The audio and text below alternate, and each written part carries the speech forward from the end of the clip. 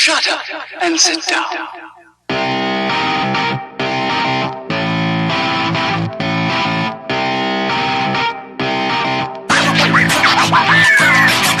In 1791, Matthew Flinders, a 17-year-old midshipman, set sail with the Royal Navy for the far side of the globe.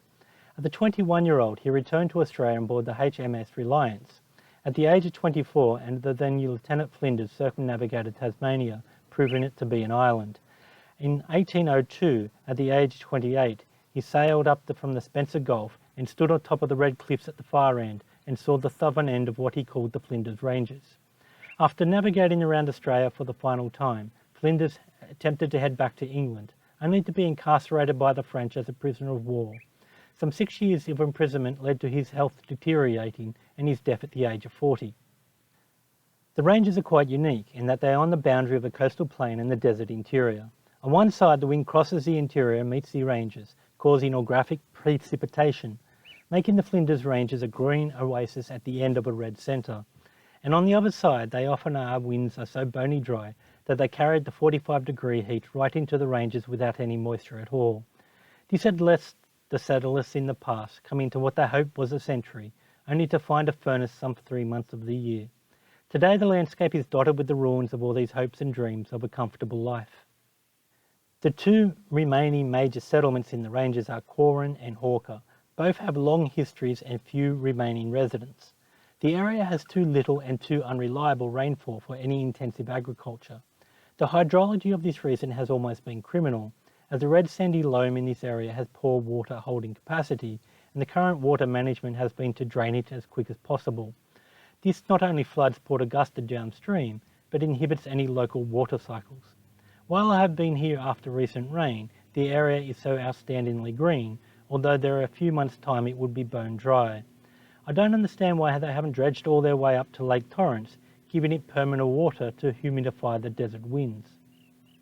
There are a number of national parks in the region, and I had the pleasure of riding through the Ekky Flinders Ranges National Park. Many South Australians make their way up from Adelaide to Binkman, a real lovely tourist town at the northern end of the range. And being the first real mountain range I've rode in since the Atherton Tablelands near Cairns in Queensland, it's the first time in nearly 15,000 kilometres that I had to plan my corners. I also wanted to see Lake Torrens to find out if it was full of water. The only public access onto the lake I could see was in the near-peer Edwidgwucata National Park. But being still a working cattle station, you needed permission from the current owners to visit. This is as much of the lake as I could see with the drone. Port Augusta is a funny town. There isn't much agricultural going on around here. Most of its residents are family members of workers from the nearby mines, like Olympic Dam and Iron Knob, who are all escaping the 40+ degree temperatures.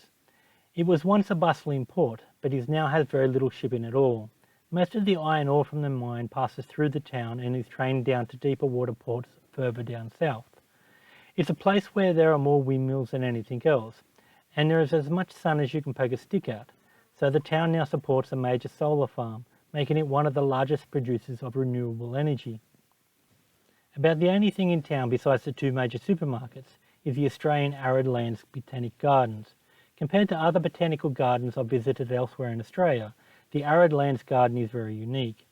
It is on a very large plot of land and has ample room for growth. It is highly technical and is not as scenic as many similar gardens I've visited, such as the ones in Cross Harbour, for example. The garden also attracts many wild animals and is a great spot for any avid bird watcher. Originally, when I planned this section of the journey, I was going to head across from Cooper Pedy to the Outback Highway via Lake Eyre, then turn right and head back down to the Flinders Ranges. When leaving, the dirt roads from the Stewart Highway through to Williams Creek were all still closed.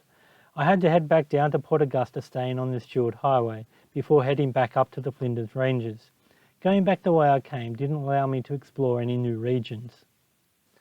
Retravelling the same sections of the Stewart Highway did allow me to revisit and compare some of the more interesting sites along the route. On the way up to Cooper Pedy, the water was still pretty much on the surface, and while way back down, the plants had managed to absorb the water and turn green. There were numerous plants that had rapidly bloomed, and the whole desert environment had just sprung into life. The cattle had been barely seen on before on the way up were now all over the roads, and the cooler weather had also encouraged people making their way south on push bikes. The punishment of the Stuart Highway hadn't changed, and there's still plenty of people having a bad day. I passed one guy who looked to be unable to change his flat tyre and was trying to walk some 35 kilometres to the nearest service station. He demonstrated why I didn't want to travel a closed road, as there would have been no other travellers out there to help me out if something similar had happened.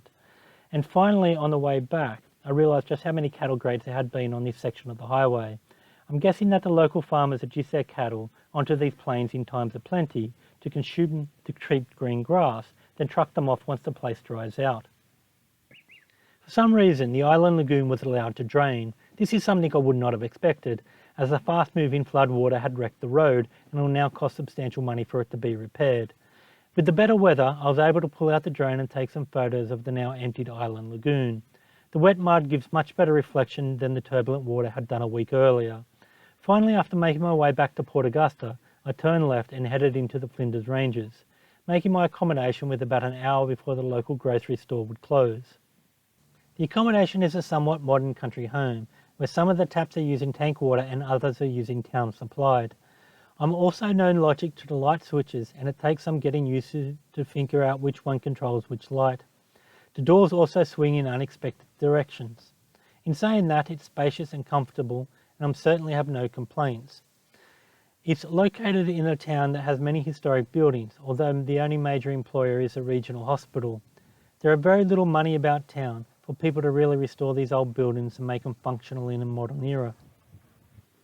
I have only about 500 kilometres to go before I get to the next service stop at Adelaide. The chain is so loose that I'm now nursemaiding it, just to make sure I don't break anything before getting the new chain and sprocket. I keep spraying lubricant on the self-lubricating chain, if only to stop it from squeaking. I think the only other thing I can do is to be smooth on the throttle and keep the speed down to just over 100. When I originally planned the service stops, I used Google Maps to predict where I'd be in 5,000 kilometres time. I think to maintain the proper scheduling, I should have had the bike serviced about 3,000 kilometres ago when I was in Esperance, but there was no Honda dealer there. Vodafone is roaming on the Telstra network, and with the Wi-Fi I can do pretty much all I need. I was lucky that the host was in the front yard when I arrived, as I wasn't able to get onto the internet without a password, and I would not have been able to access the instructions for the self-check-in. I'm really happy that I made the effort to explore the Flinders Ranges. It's a really interesting place, although it's littered with the relics of all those who have tried to make this place a home and failed. With better water management of the entire region, this place could have been a powerful agricultural district. But as it stands, only saltbush can really find a happy place to grow here. I remain disappointed that Lake Eyre joins the list of things I wanted to see on this trip but wasn't able to, and again I could have spent another week exploring this place.